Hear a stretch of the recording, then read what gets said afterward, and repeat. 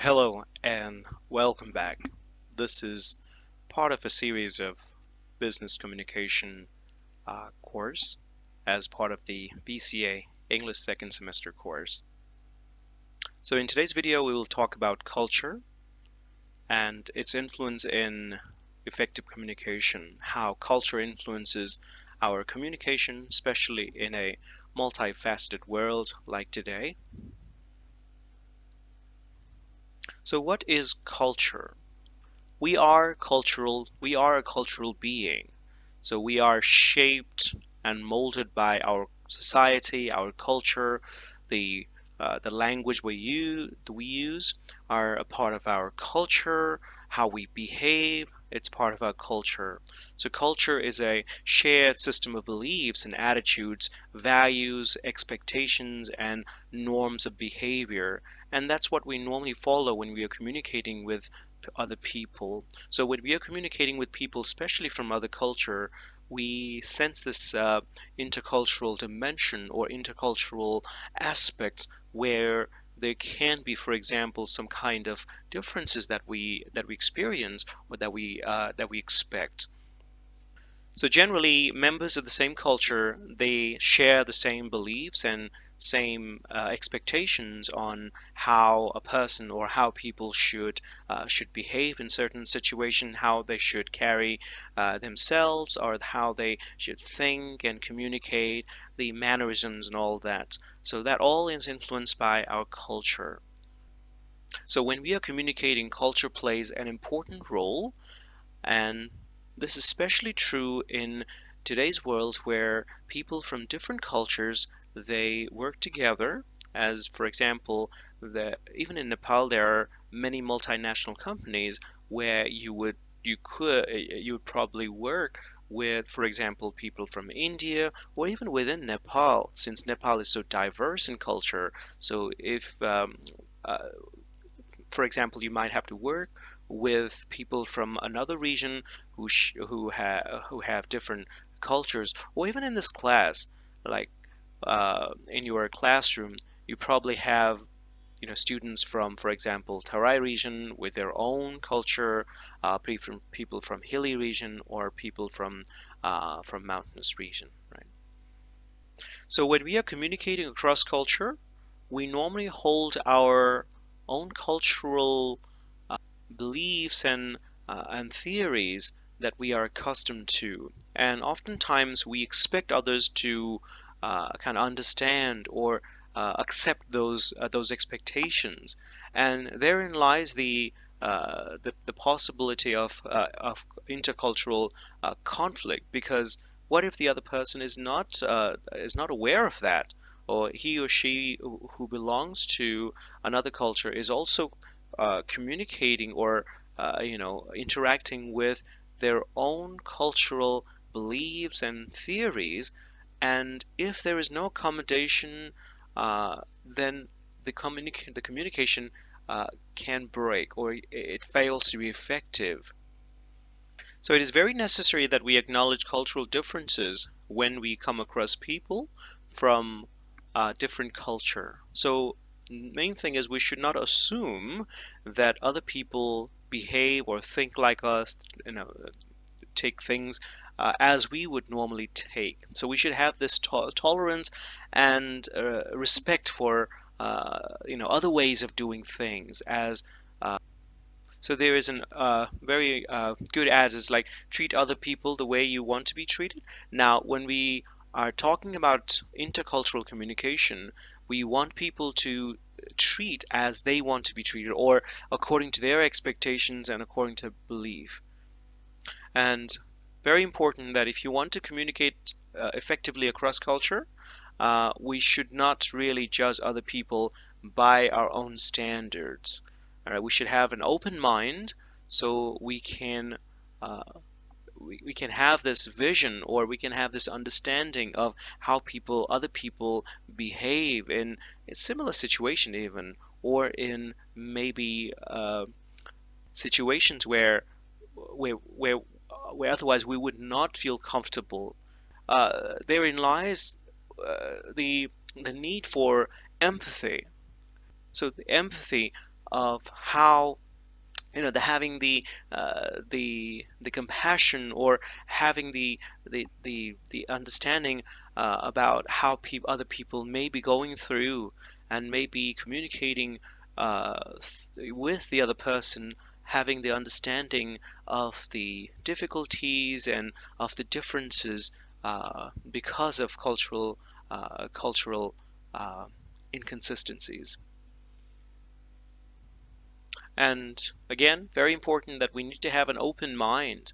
If we are a very closed-minded person, then uh, then it will be very difficult for us to effectively communicate with people across cultures, because we would be kind of imposing our own views, our beliefs, our expectations on other people, and that may not work for the communication to be effective. So always have an open mind and have some understanding about other cultures. So here's a term, ethnocentric.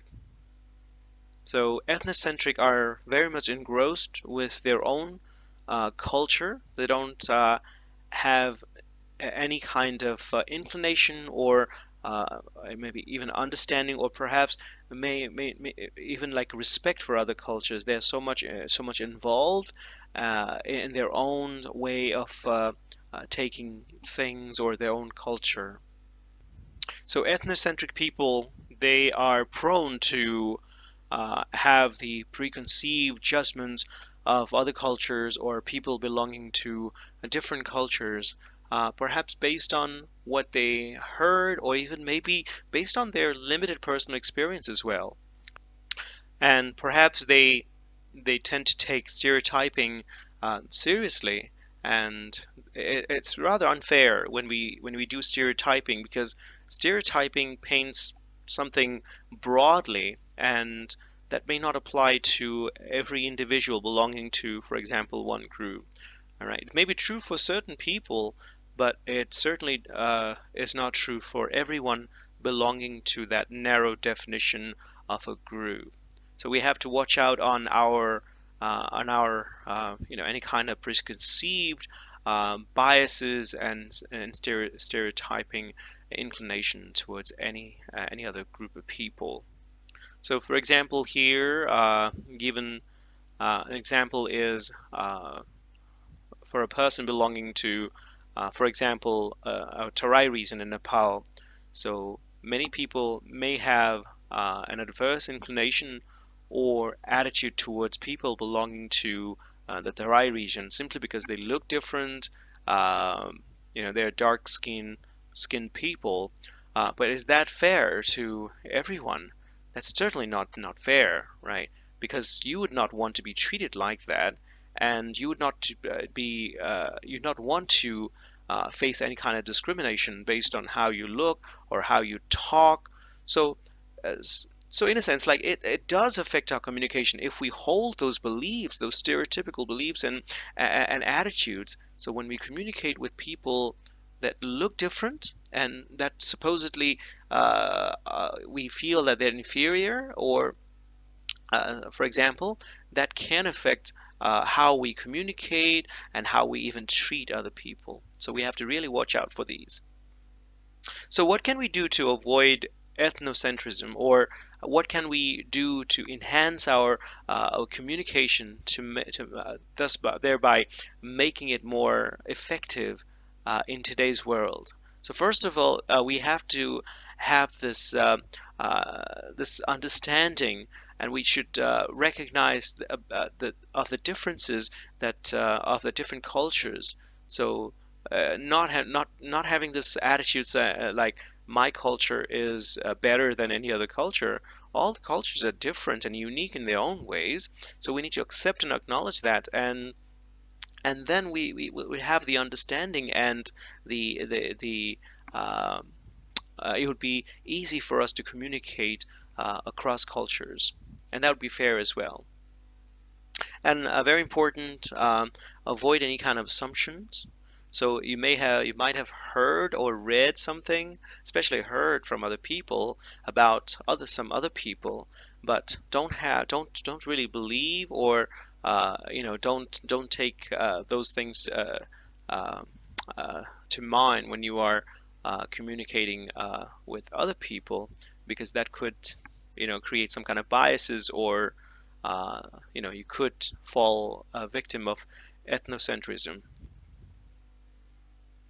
And do not prejudge. All right, having this preconceived notion or prejudgment about other people can definitely preclude us from having any kind of meaningful conversation with people belonging to that group. And as I mentioned, in today's world, where you are, it's very much probable that you'll be working with people who belong to other cultures. So having such prejudgment, and having stereotypical, tendencies and such attitudes can definitely, you know, can definitely hurt, not only hurt other people maybe, but also it could stymie our professional progress as well, because you have to work with other people who may look different, who may speak differently. So if you can't get along with people in today's world, your field will be rather limited. So we need to be open-minded and respect. We need to have respect for other cultures, and that will help us have meaningful conversation that is effective, and that would achieve something. Hello there. If you are preparing for your BCA English second semester examination, and if you find these videos helpful, please like, share, and comment on these videos. Thank you.